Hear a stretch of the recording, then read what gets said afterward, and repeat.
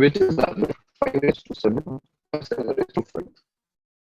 Now, whenever such a question is asked, where you have to find out the larger number, and the numbers are of the format a raised to b and b raised to a.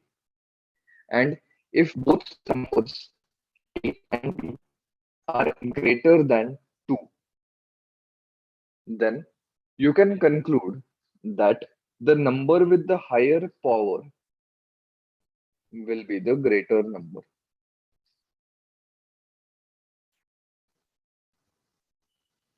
Now, out of 5 raised to 7 and 7 raised to 5, the higher power is in 5 raised to 7, and therefore the greater number or the larger number is 5 raised to 7.